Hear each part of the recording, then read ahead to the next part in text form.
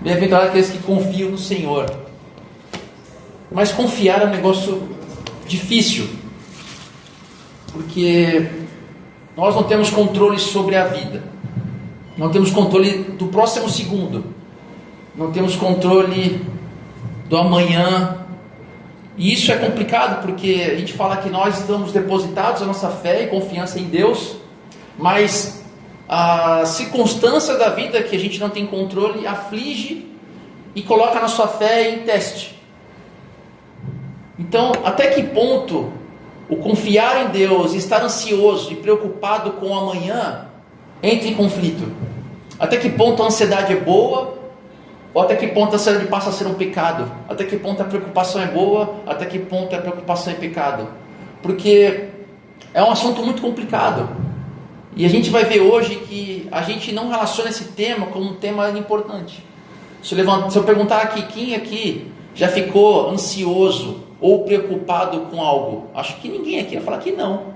Na verdade, é impossível essa pessoa. Acho que uma criança, se eles estivessem aqui agora e perguntassem para elas também o que elas deixam ansiosas e preocupadas, todas elas, se elas tivessem um pouco de discernimento sobre isso, falariam que sim. Porque é algo que a vida humana cada vez mais tem levado a gente a ficar mais ansioso e mais preocupado. Quem aqui já não perdeu noite de sono porque no dia seguinte teria algo importante, teria um resultado de um exame? Caramba, e agora? O médico já falou que pode ser alguma coisa e esse exame vai dizer se é ou não é. E você perde a noite de sono. E aí você vai no médico e aquele resultado realmente é ruim. E aí gera mais preocupação com o que esse ruim pode gerar de mais ruim lá na frente. Aí você começa a pensar, mas isso e aquilo outro. Ou seja, é um acúmulo de preocupações e ansiedades que nos levam a mudar a nossa forma de enxergar as coisas.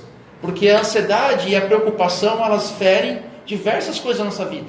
Ela mexe organicamente, ela mexe fisicamente, ela interfere socialmente e ela também interfere espiritualmente. Porque nós somos totalmente conectados com isso tudo. Não tem como desconectar a nossa vida real da vida espiritual. Esse pensamento de separar o que é real com o que é espiritual não existe. E aqui Jesus, ele vem trazer algo que eu gosto muito de criticar, essa busca por Deus terapeuticamente. Porque muitas igrejas, para agradar o seu público, para pregar um crescimento numérico, elas associam a sua mensagem com aquilo que pode fazer crescer aquela igreja. Então, estamos passando um tempo onde agora não é mais teologia da prosperidade material, mas sim a teologia da prosperidade emocional. Então você busca Deus para estar bem consigo mesmo, emocionalmente. Então é uma busca terapêutica de Deus. Isso não está certo, mas Deus também nos trata terapeuticamente falando. E essa mensagem de hoje, de Mateus 6, o finalzinho de Mateus 6, fala disso. Há uma busca terapêutica, mas essa forma de Deus nos tratar terapeuticamente falando, ela nos confronta. Porque, olha só, se nós enxergarmos a realidade somente com aquilo que nós somos ensinados diariamente, a gente vai tentar entender esse texto de uma forma errada. Por quê? Hoje vivemos esse tempo da busca incessante por bens materiais, por riqueza, por sucesso, por ter, por ser. E toda essa busca tem um único objetivo, um objetivo principal. Talvez até quem faz isso nem perceba, mas um dos objetivos principais disso é ter segurança. Ninguém quer ter e ser puramente por ter e ser. Lógico, tem a fama, tem o ego, mas lá no fundo do fundo é buscar uma segurança, para que consiga, apesar das incertezas da vida, ter alguma certeza. E essa certeza seria aquilo que eu conquistei, que pode fazer com que eu me sinta bem, possa ter um futuro não tão incerto assim. Então essa busca por ter e ser, muitas vezes é a busca por segurança. Mas forçados por esse tempo, até uns dias atrás, nós éramos escravos dos outros. Éramos escravos do chefe, éramos escravos da vida, mas hoje nós somos escravos de nós mesmos. Nós nos auto-escravizamos nessa busca incessante de ter e ser algo, porque eu não confio mais no amanhã. Mas a gente acabou de ler agora há pouco, bem-aventurados os que confiam no Senhor. Mas até que ponto é isso? Até que ponto nós conseguimos distinguir essa confiança de Deus e essa confiança, não, beleza, eu confio no Senhor, mas eu preciso também fazer algo, porque como é que eu posso confiar em algo, mas eu não tenho nada para me apoiar, nada para me segurar? Isso gera mais ansiedade, mais preocupação. E esse dicotomia, que é até que ponto a ansiedade é bom, até que ponto a ansiedade é ruim, até que ponto preocupar é bom e preocupar é ruim, gera um problema ainda maior, porque hoje eu fui pesquisar, segundo a Organização Mundial da Saúde, o Brasil é líder mundial no transtorno de ansiedade. É líder mundial. Nós somos ansiosos. Nós não sabemos o amanhã, isso nos fere, isso nos machuca e gera vários problemas fruto disso. Mas a gente vai tratar hoje especificamente como isso fere a nossa fé em Deus, a nossa espiritualidade. Porque aqui não vai ser coach, não vou dar passos para a ansiedade, 7 passos, 5 etapas, 9 marcas. Não vai ser isso. Então, nesse contexto, a gente vai analisar o aspecto espiritual. Porque muito da ansiedade reflete muito do que a minha fé é. Então, muito do que a ansiedade que nós temos reflete o quão é a minha fé. Isso tem uma correlação muito importante, porque a forma com a qual eu enxergo Deus sobre o domínio sobre tudo, a soberania de Deus sobre tudo, a previdência de Deus sobre tudo, a providência de Deus sobre tudo, vai me dizer o quão eu não sou fiel à profundidade da fé quanto à segurança em Deus, o quanto eu consigo descansar em Deus. Esse é o objetivo principal hoje. O quão eu consigo descansar em Deus. E o que seria esse descanso? Também tem essa pergunta. O que é descansar em Deus? É esperar que Deus faça tudo e você espere? Ou fazer algo cooperando com Deus para que eu consiga descansar nele? O que é? Como é que funciona isso? E a gente às vezes não consegue distinguir. Mas, voltando ao nosso tempo de hoje, a como enxergamos a realidade, olha que paradoxo. Aqui, se você vai analisar a Escritura, quando Jesus fala do rico, de riqueza, de quem possui riqueza, todos nós aqui, uns mais ou outros menos, estaríamos inseridos no critério de ser rico no Novo Testamento. Então todos aqui, se estivéssemos vivendo no tempo de Cristo com as condições que temos hoje, nós entraríamos no aspecto do rico. Então nós, apesar de uns aqui mais, outros menos, todos nós temos o que comer, o que vestir, apesar de uma dificuldade ou outra possa interferir nesse aspecto. Mas olha só o paradoxo, apesar disso, nós estamos tão ansiosos ou até mais ansiosos do que aqueles que não têm nada e não sabem o que comerão à noite. Olha o paradoxo. Talvez nós estaremos tão ansiosos e preocupados com o dia de amanhã, tão mais quanto aqueles que não têm nada. Será que isso reflete a fé que nós temos? Será que uma circunstância difícil, não estou dizendo que está certo ou errado, mas uma circunstância de dificuldade que me preocupa, será que realmente mostra o quão a minha fé está depositada em Deus e o quanto eu descanso na soberania e no senhorio dele sobre as nossas vidas?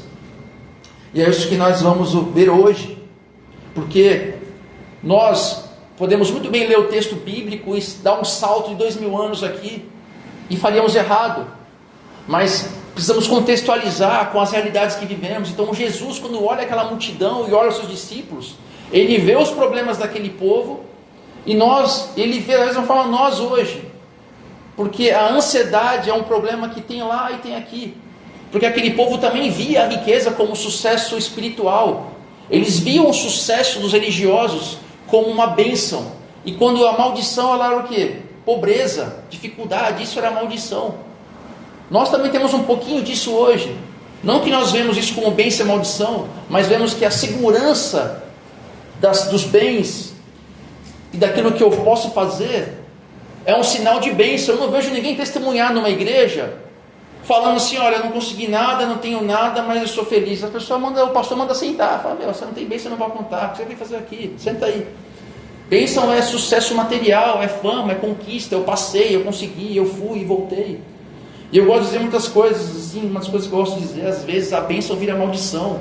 Às vezes uma conquista que a pessoa buscou tanto, talvez seja uma maldição, porque ela vai colocar em detrimento diversos fatores familiares, sociais, fruto dessa bênção que virou uma maldição para ela e ela não percebe, porque ela já está doutrinada pelo que é bênção segundo os olhos do mundo.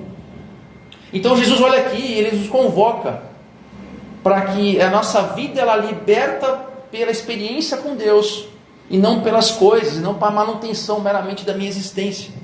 Só que antes da gente ler esse texto, a gente tem que entender que ele começa, esse Mateus 6, de 25 a 34, quero que vocês abram aí, e quando vocês vão procurando o texto, ele começa com por isso.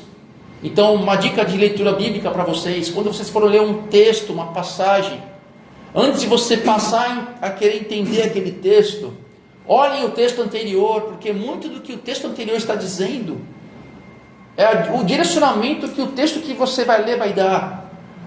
Porque o texto anterior, que o Alex trouxe aqui semana passada, ele fala do senhorio, os dois senhores. Não tem como você se esquivar de um senhorio. Ou você tem o senhorio de Deus, ou você tem o senhorio da riqueza, que é Mamon. Não tem como você escapar de algum senhorio. Então você tem duas opções de escolha de senhores. Ou você tem o senhorio de Deus, ou o senhorio das riquezas. Parece muito fácil, eu escolho Deus. Mas muitas vezes a nossa vida diz que escolhemos o Deus errado. Então, quando Jesus vai fazer esse texto que nós vamos ler agora, ele vai comparar muito do que vamos ver agora com aqueles que ele fala que é o pagão. E quem é o pagão do tempo de hoje? É o pagão que adotou um Deus para si mesmo, que é a riqueza. Então, quando lemos esse texto, nós dizemos o quão o pagão está longe de Deus, o quão o pagão está triste, porque ele depositou a sua fé num Deus que não é o Deus verdadeiro. E esse cara se aflige de preocupação e ansiedade, porque ele não sabe o dia de amanhã, ele não sabe mesmo, porque o dia de amanhã está perdido, ele não tem uma segurança em nada, ele está no escuro, mas ele não sabe. Mas nós como os crentes não vamos ter ansiedade, não vamos ter preocupação? Isso é mentira, não tem como, porque nós somos seres finitos, frutos do pecado, onde nós usufruímos das bênçãos de Deus, ao mesmo tempo que usufruímos do desgaste do mundo, das dores do mundo, dos absurdos do mundo. Então não tem como um crente também estar isento das dores, porque Jesus fala, teremos dores, aflições. Então seria um contrassenso absurdo dizer que sofrer e ter ansiedade e ter preocupação é errado e pecaminoso. A gente vai dizer qual que é o pecado disso tudo. Então, por isso, aqueles que escolheram o senhorio de Deus e vivem ansiosos e preocupados, e falam o seguinte: olha, é um sinal de alerta, é uma placa dizendo, você está no caminho errado, você está indo para um lugar, e você chegou lá, andou, fala assim, caramba, estou mais longe do que antes, algo está errado. Ou então o GPS fala assim, você virou na rua errada. Então esse é um sinal. Nós como cristãos que adotamos o senhorio de Cristo, é olhar esse texto que vamos ler agora, é um sinal, opa, você está no caminho errado. Volte para mim, volte para a minha segurança, volte para os meus braços. E não como pagão, que está no escuro, mas não sabe. Então vamos abrir o texto, para entendermos um pouco mais disso. Mateus 6, de 25 a 34. Então a gente vai encerrar hoje o capítulo 6 do Sermão do Monte, e já estamos caminhando para o final, capítulo 7, e encerramos. Então essa parte eu gosto de ler na NVI. Por isso, diga a vocês que não se preocupem com a própria vida, quanto ao que comer ou beber, nem o corpo quanto ao que vestir. A vida não é mais importante do que a comida, e o corpo mais importante do que a roupa. Observe as aves do céu, não semeiam, nem colhem, nem armazenam em celeiros, contudo, o Pai Celestial de vocês os alimenta. Vocês não têm muito mais valor do que elas? Quem de vocês, por mais que se preocupe, pode acrescentar uma hora que seja a sua vida? Por que vocês se preocupam com roupas? Vejam como crescem os lírios do campo. Eles não trabalham nem tecem. Contudo, digo a vocês que nem Salomão, em todo o seu esplendor, vestiu-se com um deles. Se Deus veste assim a erva do campo, que hoje existe e amanhã lançada no fogo, não vestirá muito mais a vocês, homens de pequena fé? Portanto, não se preocupem dizendo: o que comeremos, o que beberemos, ou o que vestiremos, pois os gentios é que correm atrás dessas coisas. Mas o Pai Celestial de vocês sabe que nem precisam delas. Busquem, pois, em primeiro lugar o reino de Deus e a sua justiça, e todas estas coisas serão acrescentadas a vocês. Portanto, não se preocupem com o amanhã, pois o amanhã trará as suas próprias preocupações. Bastam cada dia os seus próprios problemas. Aqui ele começa com: por isso, digo a vocês que não se preocupem com a própria vida. Alguém aqui já viu uma placa de caminhão, um adesivo, uma faixa com esse texto: não se preocupem com a própria vida? Alguém já viu isso aí? Alguém já viu? Parece algo bom. Não se preocupem com a própria vida. Parece assim, dá um senso, porque a gente é doutrinado o tempo todo com um monte de informação diariamente. Ele passa um senso de irresponsabilidade, não é? Não se preocupe com a vida. Irresponsabilidade. Porque a cultura nos ensina a cada dia que nós devemos ser os nossos próprios mestres, aonde o nosso caminho somente nós podemos trilhar. Algo totalmente individual, totalmente egocêntrico. E às vezes a igreja pega isso e, em vez de ensinar isso de forma contrária, porque nós somos uma sociedade, uma coletividade, não, ela coloca ainda mais coisa de crente no meio para dizer o seguinte: é você que tem que buscar o seu propósito. Há um sentido disso. E aí quando você vai ver, não se preocupe com a própria vida, para assim, peraí, cara, não tem sentido. Se eu sou mestre de mim mesmo e eu tenho que alcançar meu propósito, eu tenho que ser cabeça, não ser cauda, como é que pode não se preocupar com a própria vida? Porque passa um ar de responsabilidade, de falta de senso. Por outro lado, como a gente é extremista, quando alguns leem esse texto, não se preocupem com a própria vida, o que alguns tentam fazer? Falam assim: olha, é fé. Eu oro e Deus põe o chão e eu ponho o pé. Eu ponho o pé e Deus põe o chão.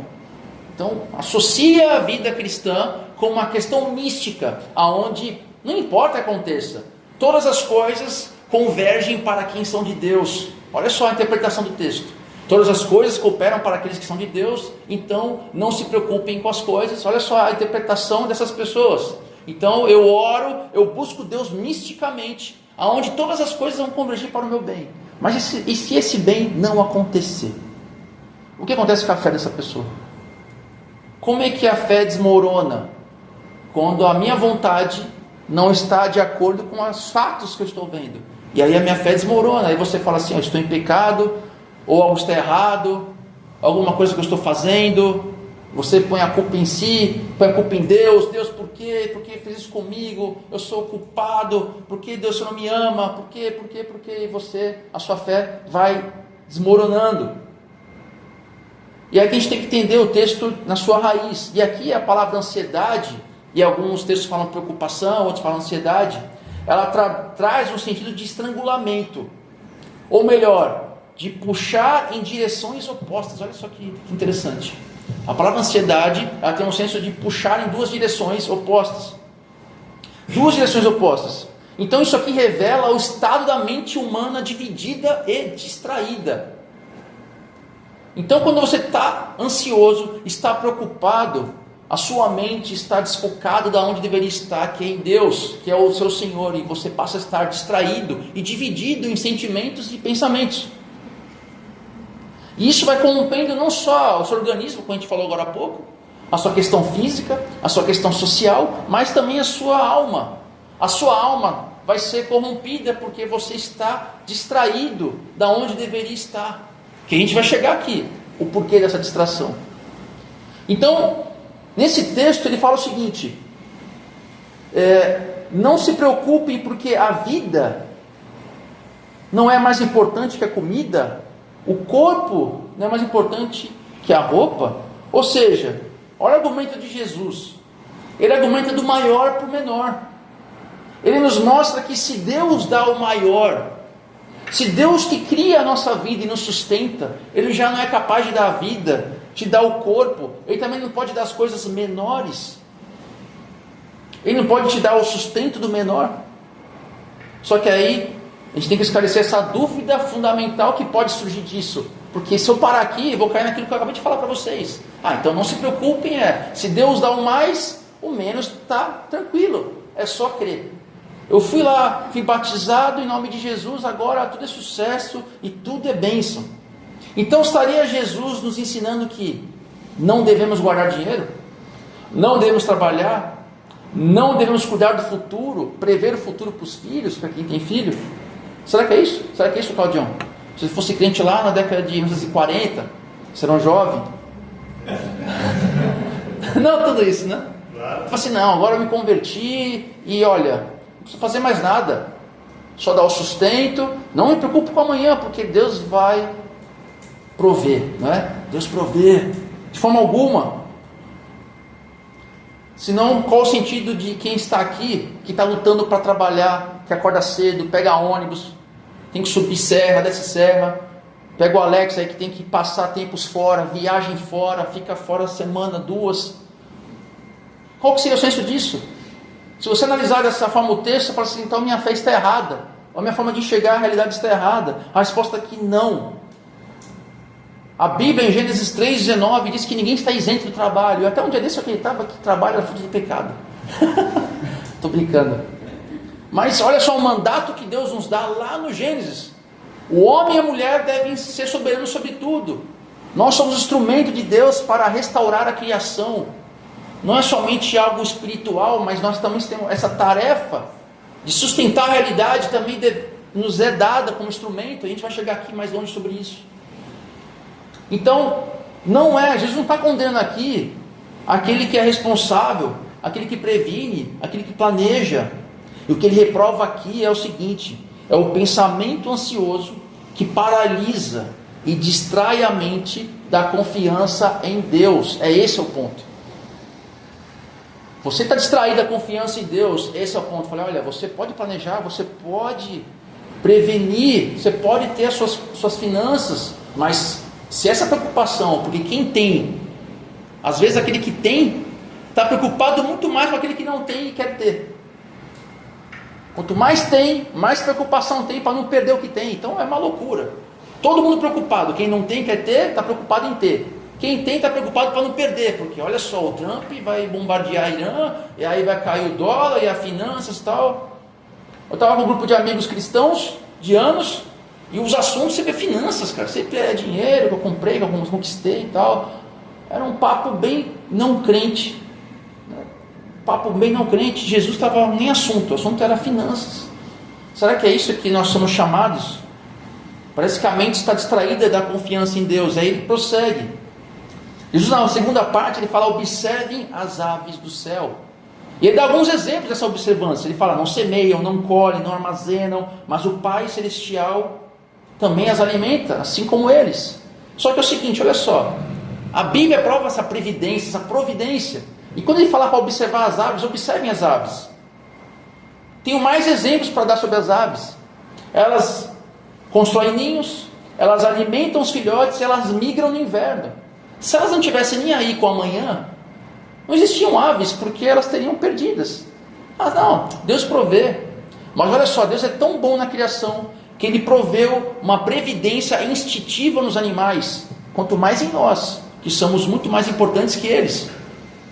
E aí eu vou trazer uma história para vocês muito, muito interessante, que nós também temos a mesma visão por vezes.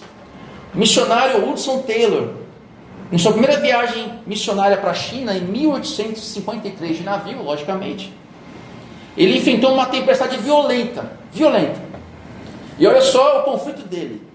Ele achou que usar um salva-vidas seria desonrar a Deus. Pensa vocês, está num navio quebrando tudo, as ondas gigantescas. Aí ele pensou: não, Deus vai prover, porque eu sou um missionário, eu tenho que chegar na China e pregar o evangelho. Deus tem um chamado para mim. Mas ele falou assim: se eu botasse um salva-vidas, eu estaria dizendo: olha Deus, se não der certo, vai que não dá certo, eu estou garantido. Então ele entrou em conflito, dizendo o seguinte: olha, se eu usar um meio, eu estou pondo em xeque a minha fé em Deus? Olha só, pensam vocês em exemplos da sua própria vida. Às vezes assim: olha Deus, vou confiar em Ti aqui, mas vou fazer isso também. e você entra em um conflito, será que isso é fé? Será que não é? Será que eu estou depositando a fé em mim mesmo ou nos meios? Mas olha só o que ele disse aqui. Ele, depois que ele chegou na China, ele refletiu sobre isso, ele pensou, ele falou a seguinte frase: o uso de meios não diminui a nossa fé em Deus, e a nossa fé em Deus não impede que usemos quaisquer meios que Ele tenha fornecido para a realização dos seus propósitos. Isso não é um conflito. Então você fazer seguro, você poupar dinheiro, não é errado. O que é errado é viver constantemente pensando e obcecado nestes meios, porque não são os meios que salvam, é Deus que provê. Eu perdi um grande investimento financeiro, né? A Paula também. Mas eu perdi tudo, caiu tudo. E na minha cabeça estava o seguinte: olha, perdi, beleza. Não fiquei obcecado nisso. E também não quero transparecer aqui santidade por isso, não, porque em outras áreas também eu sou muito pior que isso. Mas estou citando só esse exemplo. Mas às vezes a gente está tão obcecado nesses meios, né? Olha, eu vou fazer isso, eu vou fazer aquilo outro, eu vou comprar imóveis. Jesus fala isso. Tem uma parábola que alguém pensa o seguinte: olha, estou fazendo, estou colhendo, eu vou destruir celeiros, vou construir celeiros maiores, tal. Tudo bem, não está errado planejar, deve-se planejar. Mas Jesus fala o seguinte: é tolo, eu vou pegar sua alma hoje ainda. Então o que adiantou tudo isso? Ele não está falando para você não prever, não prover, não planejar. Ele está dizendo que se você obcecar e pensar somente nos meios, você esquece o fim que eles existem. Esse é o grande problema. O problema é nós esquecermos que é o Deus que está provendo. E até esse momento de provisão que você está tendo hoje, provê de Deus. Então a bênção não é essa provisão. A bênção é o Deus que permitiu que você provisse eles. Só que nós cantamos bênçãos do que Ele deu. Esquecemos que Ele é o fruto, Ele é a fonte disso tudo. E essa fonte pode secar para a sua honra e glória. Será que você louvaria a Deus por isso? Se amanhã você perdesse tudo? Tudo que você tem. Imagina tudo que você tem. Perde tudo. Será que você ainda honraria a Deus por isso? Então, fazer essa previsão não é errado. O que Jesus quer expor aqui é o nosso desejo de controlar as coisas. Mas a nossa vida futura, o nosso hoje, é como você quiser pegar água com a mão. Ela vai escapar, ela vai fluir. Você não tem controle sobre as coisas. E esse desejo de controlar as circunstâncias, esse sim é errado. Você está ansioso porque você vai dar uma palestra e você nunca falou em público? Isso não é pecado, porque a sua personalidade mais quieta, que nunca falou em público, vai gerar medo. Talvez algum de vocês aqui fale assim: olha, vem aqui falar agora, vem continuar aqui que eu vou ter que ir embora. Talvez se eu chamasse alguma pessoa aqui, entraria em choque porque nunca falou em público. E essa ansiedade, esse medo, essa preocupação não é pecaminosa. Você é uma pessoa que foi criada com uma personalidade e que isso gerou ansiedade. Isso não é pecado. Isso é fruto da sua personalidade. As suas experiências nunca levaram a isso. Isso não é errado. Errado é você querer controlar tudo e ser obcecado pelo controle. Isso sim é pecado, porque você coloca Deus como a sua marionete. Ela serve às suas vontades. E isso é errado. Então, Jesus vai longe aqui nessa parte. Ele fala que a ansiedade é um esforço gasto em algo que produz resultado zero. Você para pensar, a ansiedade te dá o que de benefício? Zero. Se você vai dar uma palestra, vai apresentar um trabalho de mestrado ou de graduação, que você tem que falar em público, nunca falou, e você fica ansioso: meu Deus, se eu errar, se acontecer isso aqui. Aí eu procuro pensar assim de forma: esse meu pensamento vai me ajudar em quê? Só prejudica. Então eu vou lá e fazer o que eu me preparei para isso. Mas cada um tem uma personalidade, a gente não pode cobrar isso das pessoas. Mas essa ansiedade, ela não tem capacidade de gerar nenhum benefício. E Jesus fala o seguinte: cara, vocês conseguem ganhar algum tempo com isso? Não. Você não vai ganhar 1 minuto de vida ansioso. Você consegue ganhar 1 minuto de vida? 1 segundo? Não. Na verdade, você até pode perder mais minutos de vida, porque a medicina diz o seguinte: que você viver ansioso pode encurtar a sua vida, porque gera vários problemas internos. É adrenalina toda hora no organismo, várias questões hormonais modificando, problemas de fígado, problema de estômago, dor de cabeça. Então vários problemas são gerados por isso. Então, o que revela essa preocupação de controle? Essa tensão o tempo todo no amanhã, no agora, nos resultados. Eu tenho resultado agora, fico preocupado com os outros resultados, consequências deles. Ela revela que é uma pretensão arrogante de quem tenta ocupar o lugar de Deus. Essa preocupação de controle é uma arrogância que faz com que eu queira estar no lugar dele, porque eu sei o que é melhor para mim.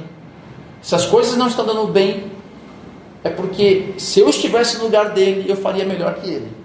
Ah, Deus, se está acontecendo isso, o Senhor está sendo incompetente, eu poderia estar fazendo mais. Por isso eu coloquei o nosso título como pré-ocupa. Eu botei em caixa alta o pré, porque esse anterior, essa ocupação da mente anterior que me faz ficar paralisado. Então quem se preocupa com aquilo que não consegue controlar, apenas demonstra que não entregou verdadeiramente todas as suas afeições a Jesus. Não colocou de fato Ele como seu Senhor. Talvez Ele seja seu Salvador, mas será que Ele é seu Senhor de verdade? Ele continua aqui. Se Deus veste assim a erva do campo, que hoje existe, amanhã lançada no fogo, não vestirá muito mais vocês, homens de pequena fé. Então aqui é mais uma questão que muita gente gosta de pegar essa parte, homens de pequena fé, e tenta levar isso como uma questão mística. Você tem pequena fé, aí pega esse texto e associa com aquele texto que Jesus fala assim: olha, se a tua fé fosse um pau grão de mostarda, você diria para o monte, sai daqui para lá, de lá para cá. E você associa esses dois textos e você começa a interpretar o seguinte: olha, a fé é uma questão mística, é uma questão de poder, aonde se eu creio, pela fé eu movo montanhas. Mas aqui não tem nada a ver com isso. Leia o contexto. Aqui Jesus está falando o seguinte: olha, essa preocupação sua não é por conta dos recursos, da falta de recursos, que você está se preocupando com a comida porque você não tem comida, você está preocupando com a roupa porque você não tem roupa. Não é isso. A sua preocupação aqui central é a falta de fé. Então você não está preocupado não porque você não tem condições, mas sim porque você não tem fé. Por isso que você é um homem de pequena fé. A ansiedade, ela prova que não conhecemos Deus de verdade, somente na teoria. Porque se confiássemos mesmo em Deus, nós queríamos na sua providência diária, do cotidiano. Então, por isso que eu falei no início, tem muitos pecados aqui que a gente não levantava a mão. Alguém aqui sonega imposto de renda? Eu. Quem aqui faz isso? Eu. Ninguém faria isso, por mais que possa fazer. Mas alguém que fala, quem aqui vive ansioso e preocupado com as coisas? E dá risada. Sou preocupado. Como eu disse aqui, cuidado com generalizar a toda ansiedade e toda preocupação. E não esqueçam, se for o Renan fazer um corte só disso, eu estaria errado. Cuidado com os cortes. O pecado de estimação, você achar que ser assim está certo.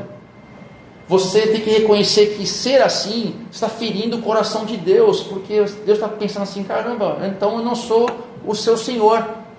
Se você vive preocupado com o futuro, com o controle, com o que vai ser, com o que vai deixar de ser, o tempo todo, a sua mente está distraída do senhorio de Cristo. E isso é um pecado que nós precisamos tratar como indivíduo e como sociedade aqui. E aí eu prossigo. Ele vai para o portanto, não se preocupem com o que comeremos, o que beberemos ou o que vestiremos, pois é o gentio que corre atrás dessas coisas. E aqui Jesus sempre faz o contraponto no Sermão do Monte entre o religioso, a falsa religião, do gentio. Quem é o gentio? Aquele que vive por si mesmo. Pode ser até crente. O cristão ateu prático, aquele que fala que é crente, mas vive como uma pessoa que não é. E aqui ele fere diretamente para o ponto do materialismo. Então aquele que vive obcecado com o pão, obcecado com o dia de amanhã, é alguém que simplesmente não crê na ação de Deus. Esse cara, essa pessoa, essa mulher, é um cristão prático. Ele tem a boa doutrina, boa teologia, sabe citar tudo da Bíblia, mas a sua vida diária não traduz a fé que ele tem. Porque a sua preocupação está associada àquilo que ele tem, àquilo que ele é, àquilo que ele possui. Se algo derrubar isso, se tiver um tapete puxado, a fé desmorona, como eu disse agora há pouco. Porque essa pessoa que se diz crer é um pagão para Deus, porque ele coloca a sua segurança totalmente nas riquezas, nos bens. E a gente volta para o texto da semana passada, que é a riqueza, é o mamon. Mas nós somos treinados e discipulados diariamente com essa visão. Esse é o grande problema, porque a gente acaba entendendo que isso é certo. Porque somos discipulados o tempo todo para dizer que nossa vida é meramente matéria e consumo. Então nós vivemos como se fôssemos um carro que precisamos de combustível para conseguir seguir em frente. Então a vida é meramente uma futilidade, onde eu preciso ter coisas, consumo de coisas, e isso me corrói porque eu me preocupo com aquilo que eu acho que eu preciso, mas se você pensar bem, você não precisa. Você tem desejos e vontades que colocaram em você que você nem sabia que tem. Porque você precisa viver no consumo, precisa ter aquelas coisas, precisa analisar, você não precisa delas, mas você quer ter porque outros têm. E aí você fica ansioso e preocupado por isso e fala assim, pô Deus, isso não me dá nada. Queria tanto o iPhone, sei lá quanto, nem sei qual que é o número. É só isso que eu queria, Deus, mas eu não tenho. Meu Deus do céu. Eu estou exagerando aqui, mas pode ser também a saúde. Fala assim, pô Deus, eu não tenho saúde. Um monte de gente aí pecador, tudo errado, tudo torto, toda a vida errada, e é saudável, e eu não tenho saúde, a vida toda ruim, eu fico gripado, fico zoado, não está dando de sangue, parece um velho de 100 anos. Então esse é o problema, você depositar nos outros uma expectativa que você não está vendo, e você culpa a si ou culpa a Deus. Martin Lloyd Jones ele fala aqui algo interessante, essa pequena fé equivale a sermos dominados e controlados pelas circunstâncias externas. Então o que diminui minha fé não é eu, e sim aquilo que me atinge, aquilo que me cerca. Isso diminui minha fé. Faz você ser um homem e uma mulher de pequena fé, porque as circunstâncias ao seu redor fazem com que a sua fé vai minando tanto que ela fica pequena e você não crê na providência de Deus. Então somos esses crentes mundanos. Então quando o assunto é Bíblia e teologia, a gente dá de 100 a 0. Ontem conversei com meus amigos, todo mundo teologia, e eu sou nada perto deles. Mas quando a gente vai ver na vida cotidiana, não que eu seja melhor que eles, talvez seja até pior. Deposito muito mais a minha vida naquilo que eu quero controlar, nos meus bens, na minha remuneração, nos meus cargos, do que em Deus. No meu status, do que em Deus. Isso é filosofia do mundo. Estou precisando me converter, estou precisando voltar a Deus. Nós somos chamados para sermos diferentes. E aí eu vou citar aquilo que eu sempre prego. Se a pessoa aí fora me vê fazendo as mesmas coisas que ela, tendo os mesmos sonhos que ela, buscando as mesmas coisas que ela não vai ter interesse em buscar Jesus porque você é igual a ela. Então peraí, então eu já tenho Jesus. Para que eu vou lá dizer que eu preciso dele? Se você vive que nem eu, você tem os mesmos anseios que eu, você fica triste que nem eu quando acontecem os mesmos problemas com você, então não me interessa, você não é diferente. Pouco importa se você usa terno, se você usa a Bíblia, letras grandes, embaixo do braço, se você dita aleluia, se você canta louvor, se você canta na igreja, no coral, se você toca um instrumento, se você está que nem eu pregando aqui, se você faz as mesmas filosofias que eles, nada serviu.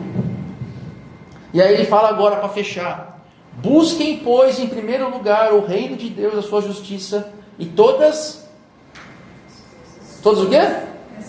Estas coisas. A gente sempre gosta de falar todas as outras coisas, né? Todas as outras. Então você buscou o reino de Deus, todas as outras coisas. Me ensinou a acrescentar, não, todas estas coisas. E como são as estas coisas? Aí fica sem graça. As estas coisas são aquilo que eu necessito. Parece que ficou chato, né? Poxa vida. Não eram as outras coisas? Não, é estas coisas. E estas coisas são aquilo que eu preciso. E o que você precisa? Talvez você não saiba. Talvez você ache que você precisa de muitas coisas. Mas será que você precisa de todas elas? Então quando você busca o reino, todas estas coisas serão concedidas. Mas aqui, Jesus não está falando para o seguinte: olha, Cláudio, seja um crente apático, um crente sem ambição, um cara que só vive a vida. Busca Deus e vive a sua vida normalmente. Não é isso. Deus não está falando para você ter ambições, ter desejos, ter vontades. Não é isso. Pelo contrário, Ele chama a gente para ter a maior ambição de todas. Olha só, agora bem Pablo Marçal. Ele ensina aqui que nós, todos, independente de ser crente ou não crente, todos buscam significado, não é isso? Ninguém quer viver uma vida sem sentido, sem significado, sem alcançar nada, sem ter sentido para a minha existência. Mas Jesus nos chama aqui para termos a maior ambição de todas, que é a ambição para Deus. Olha só, ambição para Deus. Então, qual que é essa ambição para Deus? É uma ambição que tem promessa. Agora fui pentecostal também. Tem promessa aqui. Buscar o reino de Deus, em primeiro lugar, é desejar a propagação do governo, do senhorio de Cristo sobre a minha vida de forma plena, no meu lar, no meu trabalho, nos meus pensamentos, na minha moralidade, na minha visão de futuro, nas minhas finanças. É buscar o reino de Deus, é buscar o senhorio, o governo de Cristo sobre a minha vida. E é surpreendente que se nós abrirmos mãos da nossa própria segurança, que chega a ser um absurdo, abra mão da sua segurança, que é o seu Deus, e quando você vai colocar em buscar a Deus como sua plena segurança, aí vem a promessa. A promessa é: Deus acrescentará tudo o que for necessário para a nossa sobrevivência. Tudo que for... puxa, foi chato, hein? Achei que era uma promessa gigante. Mas é tudo que é necessário. E o que é ser necessário? Quando eu falava buscarmos o dia a dia, porque cada dia traz seu próprio mal, nós podemos pedir o pão de cada dia e Deus vai fornecer. E o Rodrigo Bibo fala um negócio muito legal, que ele fala: você busca o pão ele vai dar. O pudim e a Nutella talvez não dê. Talvez dê, talvez não dê. Mas o pão ele vai dar. E o que é esse pão? A gente não sabe. Às vezes a gente não sabe qual que é o nosso necessário. Mas Deus sabe, Deus provê o que a gente precisa de verdade. Ele sabe o que é o nosso necessário. Então, quando nós nos preocupamos, tentando esvaziar a tristeza do que aquilo que pode vir a acontecer, dos resultados daquilo que eu espero ansiosamente, não vai mudar nada. Não vai acrescentar nada. Na verdade, ela só esvazia o seu hoje. Quando você se preocupa demais e está ansioso demais, o seu hoje é esvaziado. Você fica distraído e se esquece que Deus está com você agora, provendo quem você é. Esse é o mal do nosso tempo, porque quando ficamos assim, nós esquecemos que Deus está aqui presente, que nós estamos tão focados no amanhã, no depois e no que pode vir, que a gente esquece que hoje Deus está aqui te ouvindo, está com você, está presente. Não devemos ficar ansiosos com amanhã, porque não temos o poder de providenciar o amanhã. Temos que colocar Deus como nossa prioridade. E qual que é? Porque nós temos que ver isso. Qual é a realidade que nós, como igreja, como indivíduos, temos nessa realidade? Primeiro, a oração é o nosso antídoto diário, de providência, de suporte em Deus. A ansiedade surge quando paramos de pensar.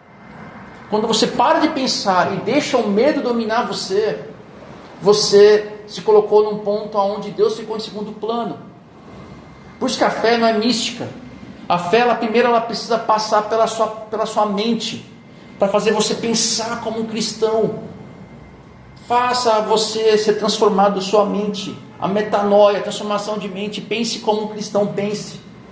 Não deixe a ansiedade bater. E quando bater, leia lá Filipenses 4, de 6 a 9.